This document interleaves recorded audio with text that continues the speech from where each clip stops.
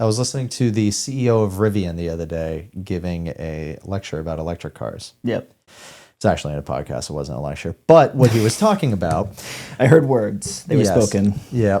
What was interesting that he brought up is everybody kept asking him, are you too early to the electric car game? Because it's got a long ways to go. Adoption hasn't picked up like as much as they thought it was going to. We're kind of behind on a lot of different things in emissions, both the US and EU and China. Yeah. So anyway, he was talking about when was peak horse? And everyone was like, what are you talking about, peak horse?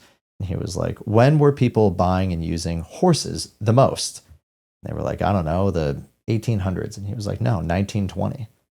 When the assembly line was really gaining speed and Ford Model Ts were flying off the line and all this other stuff. When the car was really starting to get traction was when horses were most popular. And the point was, now that a lot of car companies have started to divert to internal combustion again, Dodge has kind of come out and been pulling back on electric. So has Porsche. So has Ford. I mean, Ford just came out with a small truck. But anyway, companies are putting more money into internal combustion engines now. It's interesting that his take was we're basically peak combustion engine and there's going to be a shift. Yeah. And it kind of reminds me of the saying, it's darkest before dawn. So does that mean that I should have...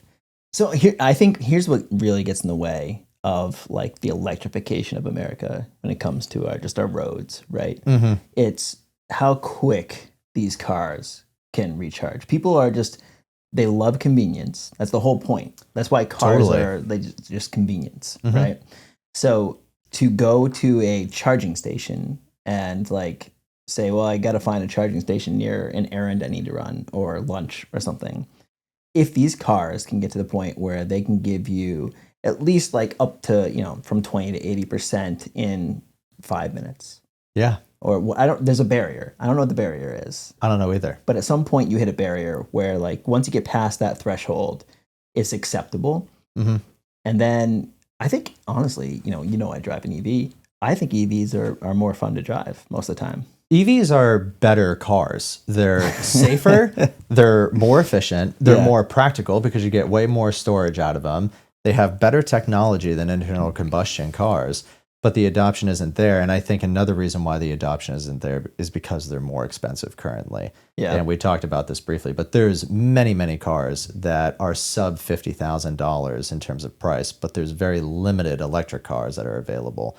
But to get back to your point about the charging, to go back on that, you have an electric car. How many times have you actually used a charging station? Because don't you just plug it in when you get home at night? Well, that's the thing is that usually I do, right? But what gets in the way of a longer trip is that concern about being able to charge wherever you are. You don't want to have, they call it like range anxiety right? Yeah.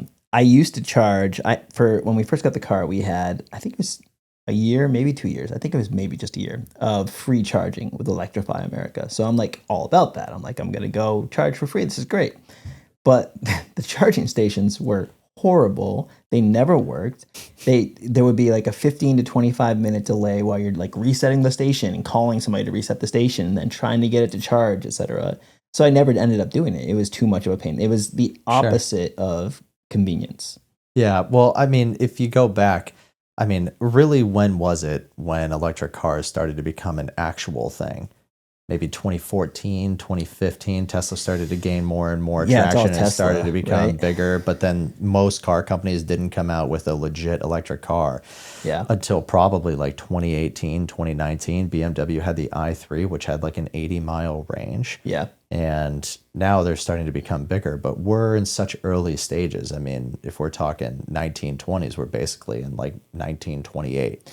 Well, that's the thing, right? Like if you think about the Model T, which by the way, my brother, the mechanic, had some thoughts about our comments on the history of cars. I'm excited. And he's like, I didn't know he was listening to my podcast. The only thing he's ever texted me about the podcast was the car thing. Was that we made a mistake on the car thing. He'll bring up something here too. But he was talking about how we neglected to talk about Japan and how quickly Japan completely changed our entire car industry. Well, and that they were early on. They were like 1919, 1917, something like that, he said.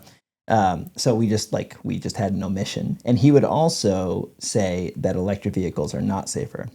Interesting. Yeah. Okay. He told me this once, and I don't remember all the details, so he will correct me again later.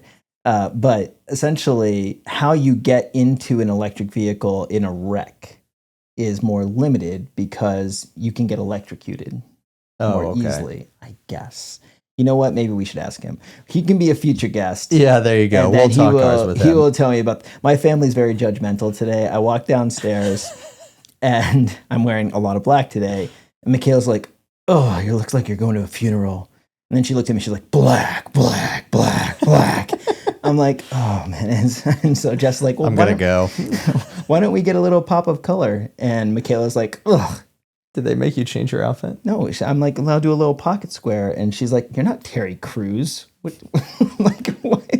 Good morning, by the way. Yeah, right. So my family's been very critical of my attire and our podcast. And Jess is like, you didn't reference me correctly in the previous episode. I brought up the idea of the pause, and then you took ownership of it. And so I am officially recognizing that was not my original idea. So this is a recognition morning that your brother had a good point with electric cars. My brother was right about the Japanese cars. The Japanese cars. Yeah, well, I mean, we never said America invented the car. No, we didn't. Mercedes-Benz in 1892, I think it was. We omitted that Japan had a huge impact, though. And Japan had an even bigger impact in the 70s and 80s when they came in and flooded the market, which completely changed the entire trajectory of manufacturing in America. But anyway. Yes. And Jess, we give credit. Jess deserves full credit for all of the conversation that we had when she was a guest in our podcast. I am sorry for not giving appropriate credit. I do this a lot. This is a pet peeve that she's developed because... Towards you or in general? Towards me, because she'll say something and then I will agree with it or present what she said as if it was my own idea. I do the exact same thing with Kaylee. I am not trying to do it, but it's just I don't say, you're right, that's a good idea. I just say, that's a good idea. We were out with our friends the other day and we were having dinner and they were talking about something and I spit off a medical fact. Yeah. And I don't remember what it was, but I gave off some medical fact and Kaylee just puts her fork down. She goes, and where'd you hear that fact from? I was like, you, babe. I'm not saying I came up with this fact. I'm not a scientist. We don't get to have ownership over everything. I feel like maybe this is like a privileged white man thing where we just say that everything is and we act like it's all our thing. I am just a megaphone for everything else that comes through. We're so American. I know.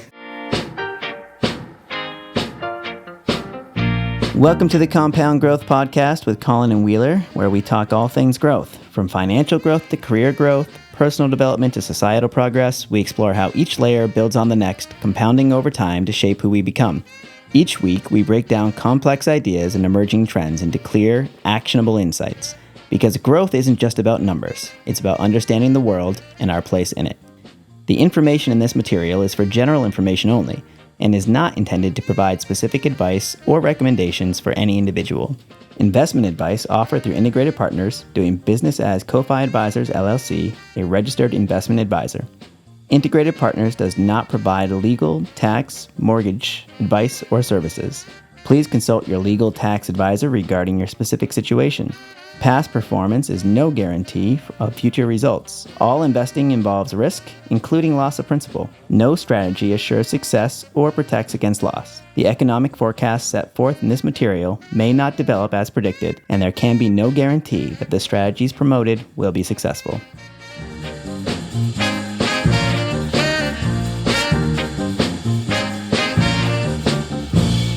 Today we are not dispelling, but talking through maybe a retirement myth.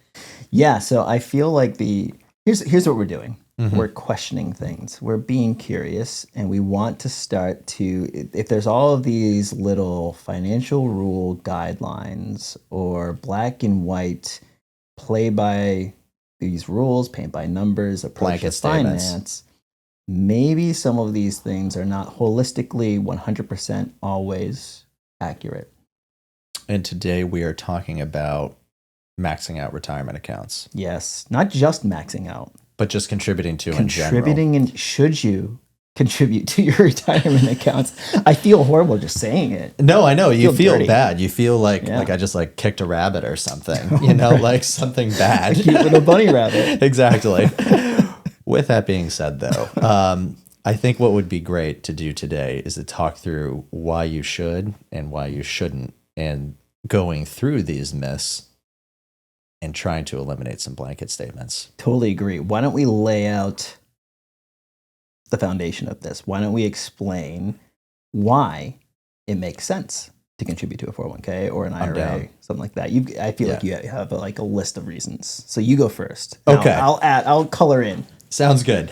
Well, first off, maybe it would be important to talk through what a retirement account is. Yes, let's do it. Okay. So there are different forms of retirement accounts out there, but most of retirement accounts that people are generally familiar with are IRAs and 401ks. Yep.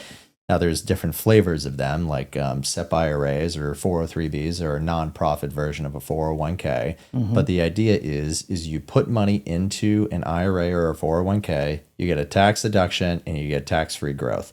So if you think about it, let's just say easy math, you make $100,000, you put $10,000 into a 401k, you don't pay tax on $100,000 of income. Now you're only paying tax on $90,000 of income. So you reduced basically your taxable footprint, right? 100%. Yep. And then that money goes into that 401k and it grows if you invest it, which hopefully you're investing your retirement accounts. That will grow over time. And then when you take it out in retirement, you A, have a nest egg, but B, you will also have to pay tax on the way out. Right. And that's the traditional qualified version. Account. Right? Yeah. So, fun question. How do you feel when somebody calls an IRA an IRA?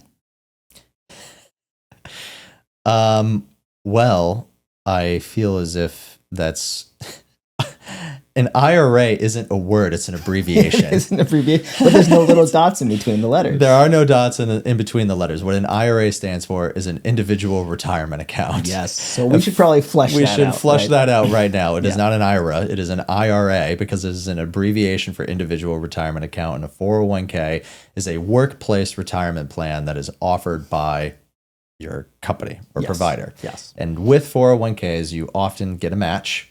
And what a match is when you put money in, the company will match you or put another dollar in for your contribution. So if you put 10% in and your match is 3%, they'll match you the first 3%. So if that's $10,000, the company is giving you $3,000 if you're putting in 10%. So that's the way that a match typically works. Now, there's different flavors of that as well, but just generally, that's how a match works. And I like to think of that as total compensation. Absolutely. Right? This is money that you are owed. It's available to you. All you have to do is save money on your own. Right. Yeah. And that seems to me like the most layup, no-brainer reason to contribute to a 401k. It's essentially, if you put money in, you'll be given other money. And if you don't, then you won't. It's basically a bonus. Yeah. You know, and if you don't contribute to it, and if you're not getting that match, you're leaving compensation on the table. Yes. 100%. Yeah. Okay. There's also Roth. Uh-oh. So. Now, Roth is not an abbreviation. No. So now. Roth is a word. Why is Roth a word? Don't know. It's confusing. It is confusing. It's very confusing. It might be an abbreviation, but I don't know it. We should look this up. Tori, can you look up if Roth is an Why is abbreviation it for called anything? Roth? All right, so go. Anyway, we'll Roth. get back to that. So Roth acts similarly to these retirement accounts where you have tax-free growth, but the difference is as opposed to getting a tax deduction up front, you pay tax on it. So you make $100,000, you're going to pay tax on $100,000, even if you put $10,000 in a Roth IRA. The difference is when the money goes into a Roth IRA, you're taxed up front, it grows tax-free, and your future withdrawals are tax-free. Now, there's a myth that I want to debunk right away. Okay. So with IRAs, there is an income threshold where once you make money over a certain amount, you can't contribute to a Roth IRA. With a Roth 401k, there is no income threshold. You could be making $20 million a year and still contribute to your Roth 401k. It doesn't matter, but you're not getting that tax deduction. If you're making $20 million a year, it's like finding pennies in your couch cushion. Exactly. Pretty much. Yeah. Yes. Yeah. My favorite story about kind of like a blow your mind Roth situation is a Peter Thiel story, right? I love this story. One of the founders of PayPal, right? He got his PayPal shares put into his Roth 401k, right? And he had, or actually maybe it was a Roth IRA, but he had PayPal shares as a founder inside a Roth IRA, and it grew into millions and millions and millions of dollars, right? That he's never going to pay taxes on. So, like, yes, you could always, and this is where the gambling stuff comes in, you could always place a bet and say, I'm going to buy Tesla at IPO in my Roth IRA. And that bet could really play out very well. And you could, turn $10 into $1 million, and you'll never pay taxes on any of that. That's correct. Not investment advice. Not investment advice. Very true. With that being said, though, you are absolutely correct. And Roth IRAs can be one of the most tax advantageous accounts, depending on your personal situation, if it's played correctly, as can some 401ks and IRAs too. So that's the lay of the land with what a retirement account is, without getting too into the weeds on different types of everything. I feel like these are the most regularly available retirement accounts. There's the simple IRAs, the SEP IRAs, there's the 457 and the 403B, and there's all these other iterations, and they all have like their own subtle rules. But I feel like if you're just a modern working American these days, these are the options that are available to you most regularly. Yeah, 100%. And for someone that's a high earner, it could be argued that a pre-tax account might make sense because you're going to get a tax deduction up front. It's going to lower your income. So if you're of the opinion that your tax bracket will be lower later on, maybe it makes sense to reduce it now by contributing. On the flip side of that, if you think your tax bracket's going to go higher, maybe you do more in Roth now.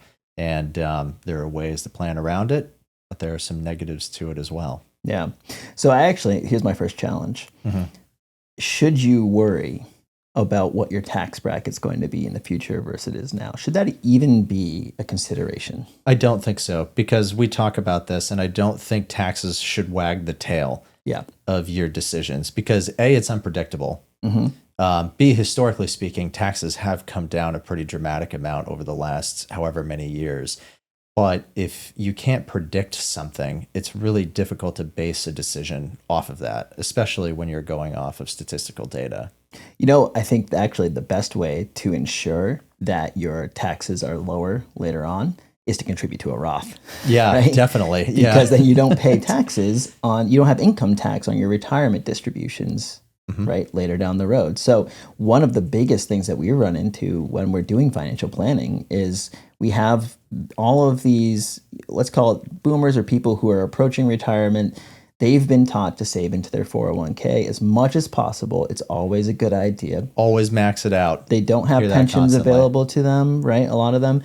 They are concerned about Social Security going away. They're concerned about inflation and Medicare and Medicaid costs, et cetera. So they max. And then they get to a point where they hit their required minimum distributions, right? And they start to take out more each year than they were planning on. And every dollar that they take out gets taxed. And that pushes their taxable income up. And now they're at a higher level of income tax than they ever thought they were going to be. Yep. So I know I'm probably jumping the gun, but I think it's interesting to just ask questions along the way, because you have to say to yourself, is this what's best? Why is this what's best? Yep. And that's kind of what we're doing today. So not to get personal with you, but you didn't contribute to a 401k last year, right? Yes, that is correct. I did not contribute to my 401k last year. Tell me about that. Don't judge me, Colin. I'm not judging you. This is Planet Fitness. This is a judgment-free zone here. So I had a bevy of reasons, and I'm writing about this, and I'll send this out in the newsletter as well. But long story short, last year we launched a business, right? That was a bit of a risk that we took. Yeah. Right? And it came with a disruption in income. It came with a lot of uncertainties. So at the beginning of the year, last year, I was prioritizing liquidity. I wanted to make sure that we had enough money to pay our bills and that my family could live our lives the way we'd been accustomed to, but acknowledging the fact that maybe we'd have to save or spend a little bit less during this transition period. Right? So I was prioritizing that over saving for 30 years down the road Wheeler. It was all about 43-year-old Wheeler at that point. Maybe I was 42. I don't even know how old I was. Soon to be. Yeah. So it was a prioritization exercise for me last year. Do I want to focus on the near term, the intermediate term, or the long term? Can I do it all? And I didn't feel comfortable doing it all at the beginning of the year. As the year went on, I started to look at other ways to save money. And I started to spend a little bit more freely on things like travel. I said travel is something that's really important to my family. We've always wanted to go on this trip. It's going to be a 2025 trip, but I have to start paying for it now. We're planning for it now. So I started to prioritize travel. Mm-hmm. Then I started to prioritize saving for my daughter's retirement, or getting my daughter set up for financial success in the long run. So I prioritized getting her Roth IRA funded, which is another fun, creative thing for us to explore. And looking back, what I did ultimately is putting money into a 401k or an IRA the best thing for my family this year? And I don't think it was. And I had some fun with numbers this morning.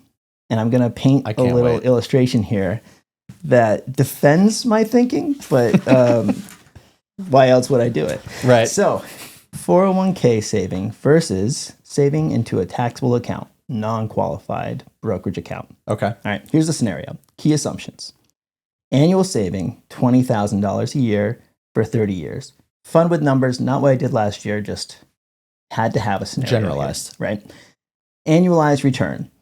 8% growth account during accumulation, potentially dialing back to 5% in retirement, right? So I did a couple of different scenarios there.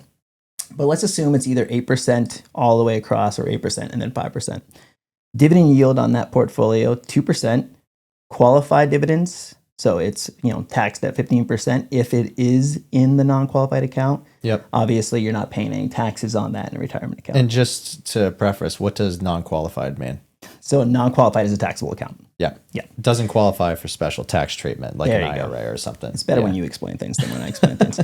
All right. So tax rate.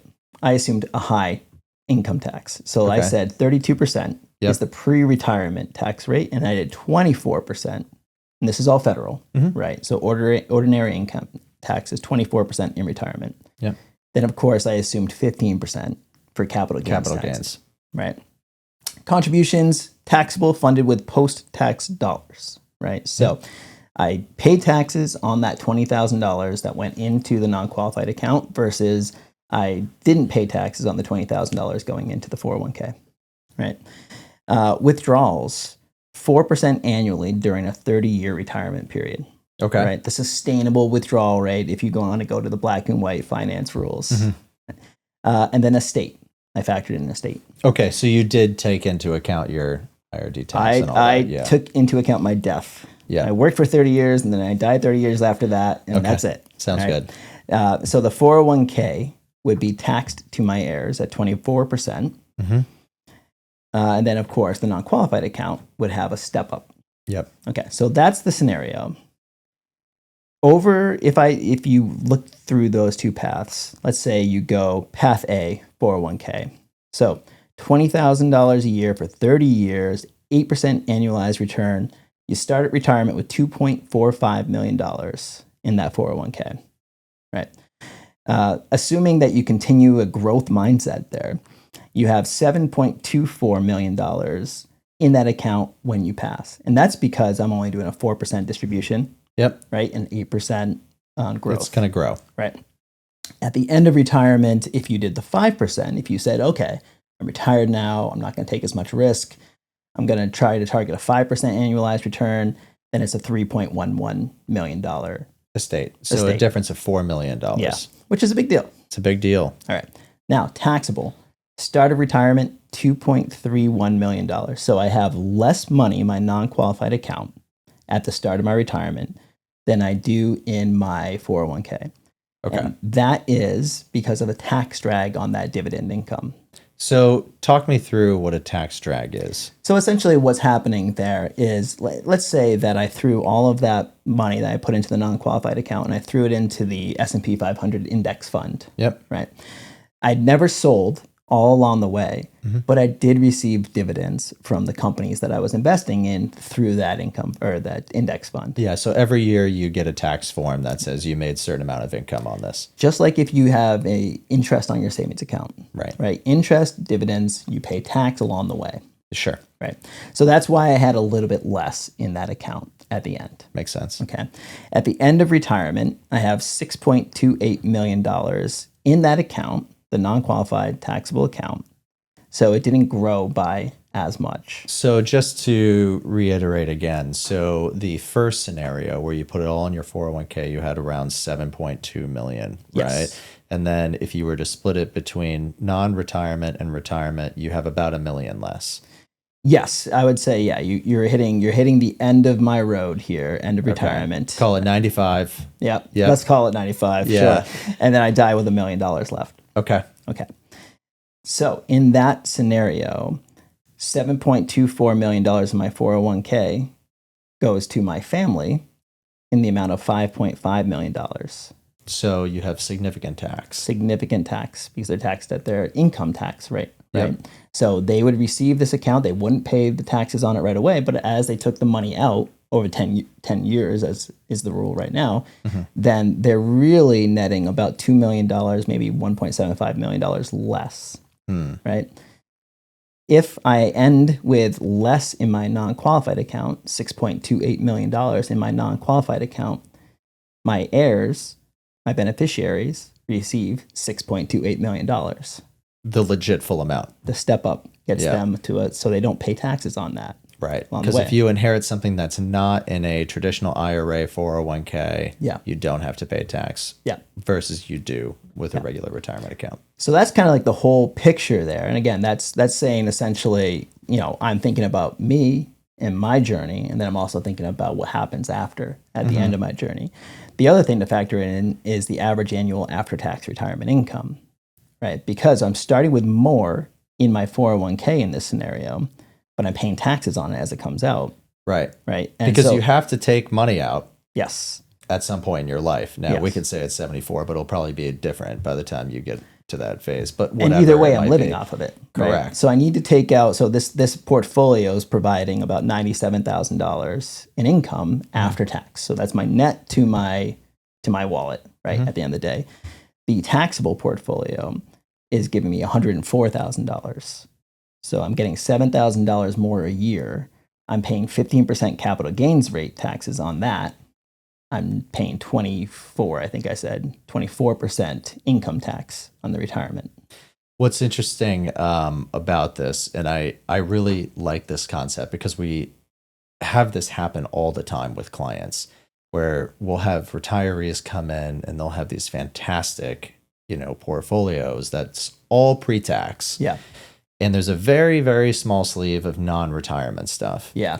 The other thing that I see being a big problem, what happens if you need to buy a car? Yeah. What happens if your roof goes on your house? What happens if you want to do a renovation? What happens if a major expense pops up and you need to pay for it? What happens if you want to gift, your kids money?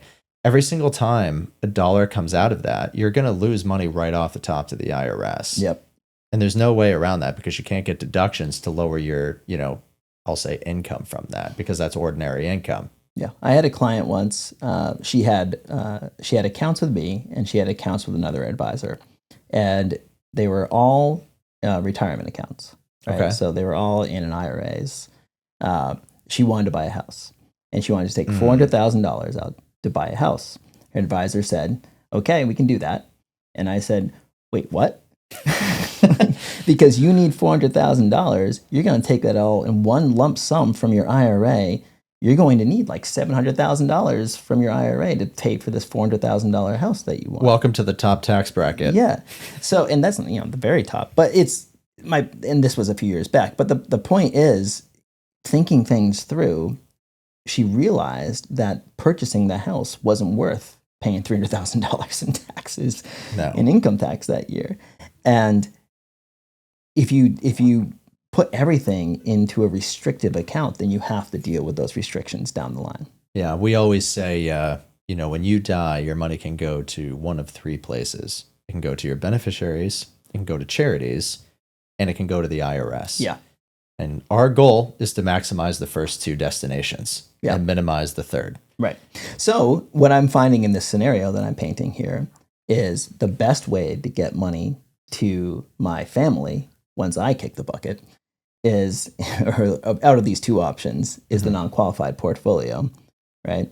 The portfolio that's providing me the most income during retirement is the non-qualified portfolio. Mm-hmm. It didn't grow as much over the years. I didn't even get into the fact that I could do tax loss harvesting strategy and offset a lot of these taxes down the road. Yeah. But outside of that, it's given me the most flexibility. It's given me the most control. It's giving my heirs the most at the end of the day. And it's giving me the most income in the future. Mm-hmm. So why wouldn't I do it? I guess only if I was worried about either getting a match, which you're not giving me, Colin. Sorry. Or we'll talk about that at the end of the year. Yeah. Or I'm worried about paying taxes now. Mm-hmm. So it's really worth noting that if you were to take that $20,000 a year and put it into a non-qualified taxable account instead of your 401k retirement account, you are paying taxes, more income taxes every year. Mm-hmm. And it was at the 32% bracket. So cumulatively, I did pay $282,000 in that non-qualified journey while I was working that I wouldn't have paid in retirement. But it yielded with the your retirement beneficiaries an extra $1 million, roughly. Yeah. Yes. At least $1 million. Well, yeah. And then I did also, in that scenario, pay $52,000 in dividend income taxes along that 30-year period. Right. But the total tax hit at the end of the day, the 401k route, there would have been $3 million that went to the IRS, and the non-qualified account would have been $1 million. So that's an interesting story to explore. It doesn't mean that it's what everybody should do. It doesn't mean it's what I should do every year. Right. But it means to me that there's just no black and white, check a box, pick your path, always do the same thing without thinking it through. Yeah. I ran actually a very similar scenario to you. Well, actually, we tend to think alike. As it turns out, I don't think that's particularly a surprise.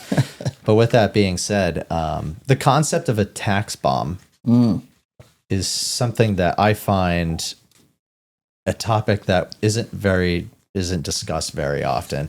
And what a tax bomb means, and we touched on this briefly, is there's something called an RMD, which is a required minimum distribution. When you get into your 70s, the government says, I let you take a tax deduction all along the way when you were working. Mm-hmm. But now that you're, call it 74, 75, 76, when we get older, who knows what the actual age is going to be 20 years, 30 years from now, you are going to have to pull money out of your IRA and 401ks, and you are going to have to pay tax on it. I have a very specific picture in my head when I think of this. Okay. You know the show Family Guy? Oh, yeah. You know Stewie? Yeah. At one point, there was an episode where he lent money, and then he wanted to get his money. And he was like, where's my money, man? Where's my money, man? Yeah. That's what I think the government is doing. Basically, exactly what it is. Yeah, that's the government. Yeah. I think people have a hard time grasping the length of time the average person's retired for. Yeah. You know, like if you retire, let's just say you did a great job saving and you retire in your early 60s. If, you have decent health care, you have good genes, no major medical problems, the odds of you living to your 90s is quite high. Yeah, it's getting higher. And it's getting higher. So by the time 20, 30 years from now, you're talking you will be retired and living off of this money for over 30 years potentially. In some cases, maybe it's even 40 years, depending on the timing. So that means that I'm living off of these portfolios longer than I've currently been alive. Which can be really scary. It is. When we are conservative with planning, we have to assume that you're going to need your money for longer, right? Mm-hmm. So we have to assume that you're going to need more money. And really the way to insulate people with conservative, when you're building a portfolio, you're trying to take less risk. It's the same thing with planning because there's longevity risk, right? I think what's interesting, and you bring up a really good point. We've talked about retirement and maybe rethinking retirement, right? And whether we should just fully retire. When you say live off a portfolio for 34 years, my chest tightens. I'm like, really? Like, I'm just relying on this other thing to take care of me? And that's kind of scary. It is. So I feel like what your illustration does, though, is give you a lot of flexibility. And I'm a big fan of flexibility. So if you've got traditional and Roth and then some non-qualified, like if you've got all these pieces, my illustration there was just comparing non-qualified and 401ks.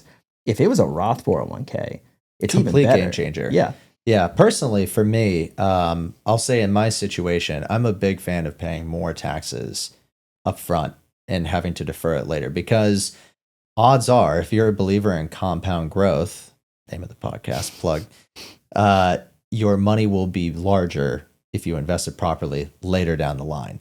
So if that's the case, then I would rather pay tax on a smaller amount of money now than have to pay tax on a greater amount of money later on in my life.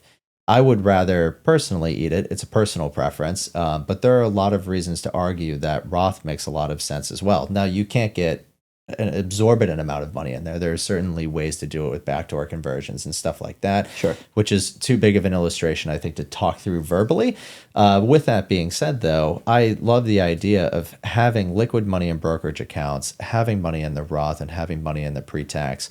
I heard a quote a long time ago that was talking about financial planners, and it was basically saying, the average person is really good at juggling maybe one, maybe two financial things.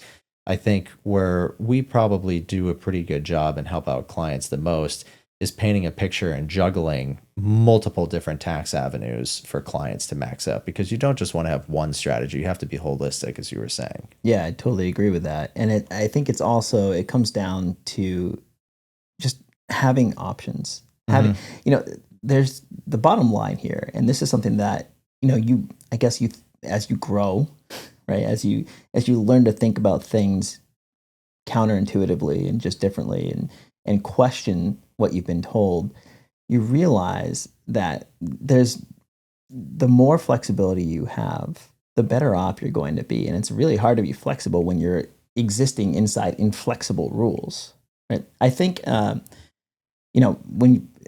a lot of people will get their financial advice from a podcast, right? And they might go listen to Dave Ramsey or something. And Dave Ramsey will speak in very specific figures that never change, and they're always the same. Yep. And I'm sure that helps a lot of people, because what we're talking about really is, what do you do when you're privileged to have options, right? And not everybody is privileged to have options. So you always have to address that. I'm also going to take the other side of this and say, here's why you should consider saving into a 401k. Yeah. Obviously, getting that total compensation match is huge. 401ks also provide some protection from creditors, which is very important. They have less of an emphasis on the financial aid or need that you might get for school, right? And saving money now can be very valuable on your taxes. Like I could clip that little section that you just had, and it says, I'm a big fan of paying out more in taxes now. No one likes paying taxes. Of course not. And you have to assume that there's that kind of, like, the psychological benefit that you get from certain things. So even just like, if you put money into a 401k, it's held hostage essentially. Until 59 and a half. There's ways to get it, but it's very detrimental. It is. It's kind of like they slap your hands with a ruler and say, no, you can't do that. Whereas if it's in your non-qualified account, somebody could call you up and say, hey, Colin, I want to buy a Ferrari. I've saved. I did what you told me I could do. I save. And now I want to spend. And I see this money, I'm going to get it. I had a client the other day email me and say, hey, it says I've got like $2,000 of cash in my IRA. Can I get that? And I'm like, no, you're 32. You can't do that. I mean, you could, right? And he knew that there would be penalties involved if he did. But yeah, the forced saving, the psychological aspects of it, there's a lot of reasons why you do want to save into a 401k. There is, yeah. And what we're talking about today is really optimization. What I like about the Dave Ramsey kind of approach in general, and just some of these blanket statements, is it does get the mindset across that you need to save. Yeah. And that's like the main important point. These things that we're talking about today are really tweaks that can help maximize wealth and maximize or minimize the amount that you pay the IRS. The fact of the matter is, though, is getting the match, getting that, I'll say, free money is extremely important, because I actually did this. the difference between a company having a match and not having a match is an absolute game changer. Okay. So what I said was, let's just say you make $100K a year. You put 10% into the pre-tax 401k, and you do that for 30 years, and you're getting historical rates of return. I said 10% annually, across the S&P 500, which, is a relatively fine number. And I said, what happens if you didn't have a match? Where would you be at the end of this? And you'd have $1.64 million. A 3% match brings you up to $2.14 million. Wow. So that 3% match netted you over $500,000. Over what period of time again? Over a 30-year period. Yeah. So over a 30-year period, now keep in mind, it could be much longer than that. If you started working at 20, 22, 25, you worked till 65, that's really a 40 plus year rate of return, which just compounds it even more. I'm saying 30 here. It's an extra $500,000 you left on the table. Well, that's the other thing is that, the duration of the time that you're contributing is a really big factor as well. This is why I was trying to find creative ways to get my daughter at age 10 started with a Roth IRA. I'm like, hey, let's get going on this, because if we max out your Roth IRA now, that's just and we do it every year from here on, you don't need to worry about saving as much when you're 50. Yeah. Right. That's a really interesting way to look at it, Colin. Yeah. I just, to me, when we talk through these types of things, and just go back to the optimization, by no means are we saying pre-tax is wrong. I think a blend is fantastic. Yeah. I think it's fantastic to reduce your income, but don't reduce your income so much and focus on that bucket so much where you're forgetting about the fact that major expenses might pop up, where you're forgetting about the fact that your RMDs are going to be huge down the line, where you're forgetting about the fact that your kids will probably get this money one day and you don't want them to get the tax bomb. So it's keeping in mind that there's, I'll say, more buckets to save into. And then there's a bunch of myths that people might not know about. We were talking with a business owner the other day, and we were talking through the benefits of the different accounts. And he literally goes, man, I wish I could contribute to a Roth, but obviously I'm phased out of that, and it's just not an option for me. And I'm like, you're not phased out. You could do a Roth 401k. Yeah. And he was like, no, I can't do that. I'm phased out. And it's like, no, you're not. There's no income limit, and this was like an absolute game changer. Yeah. So know your options. Know your options. Have people to talk to, and when you get questions about, I constantly get these questions. How much should I put into my 401k? Mm-hmm. It depends.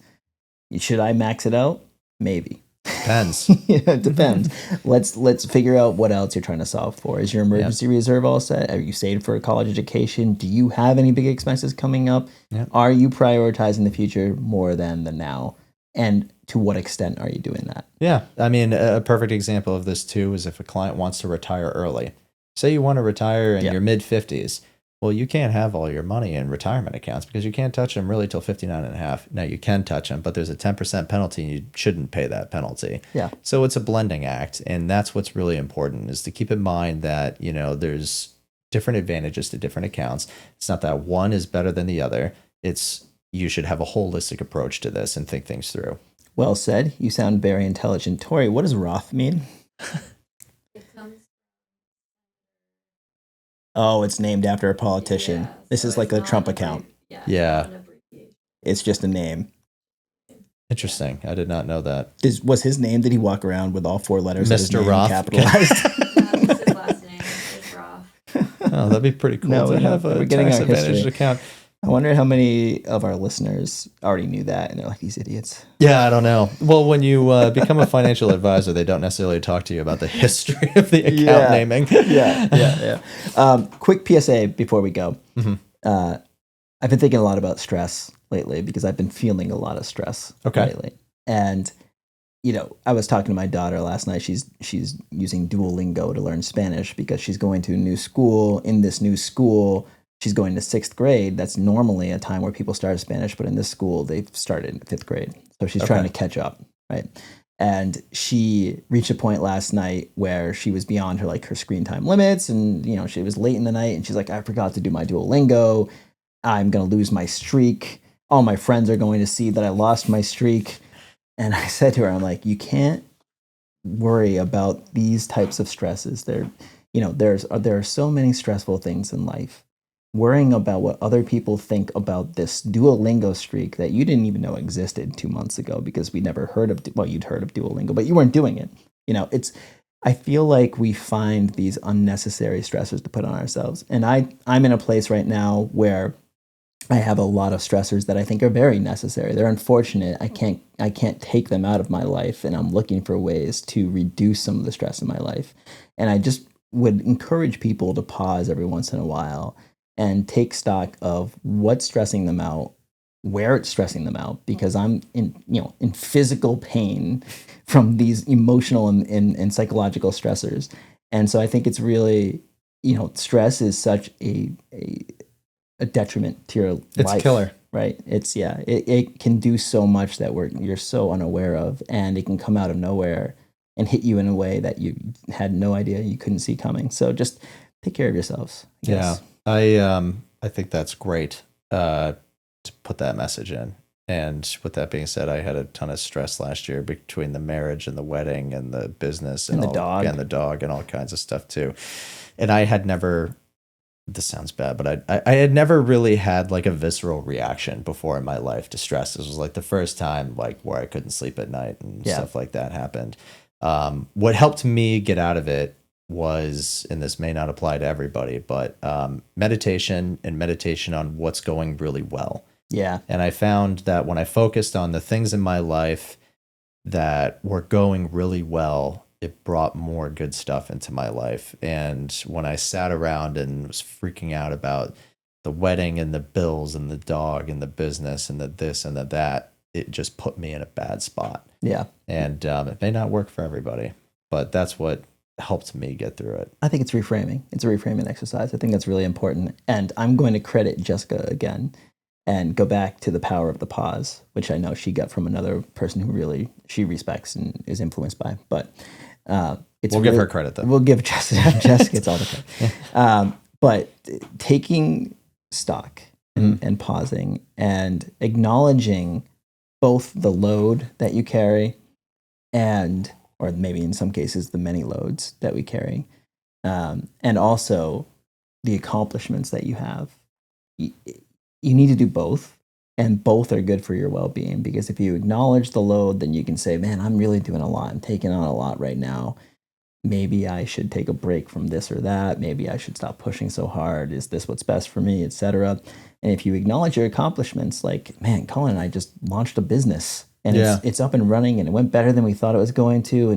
And there's all these things we want to do, but we're like a year and a half in. Let's just calm down. We're doing okay. Well, it's like for Michaela too, right? Like, yes, she didn't hit her streak last night, but she didn't even know Spanish a few months ago. Now she's speaking another language. Like, take stock in the fact that, holy crap, I can communicate with someone in a different country that doesn't speak English now. Yes, and she's way better at than I am. Yeah, so, not that I'm like the measuring post for her. Like, it's those other 11-year-olds that matter, not the guy who looks like he's going to a funeral. Yeah. So.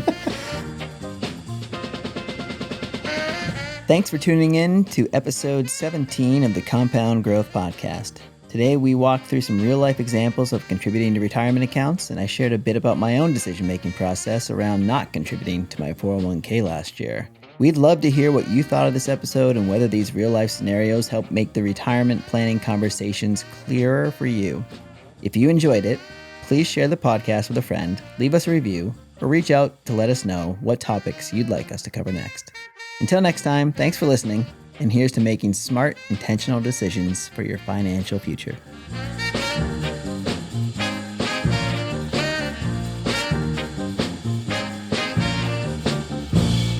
Compound Growth with Wheeler and Colin, sponsored by Ko-Fi Advisors. Reach out today. Yay!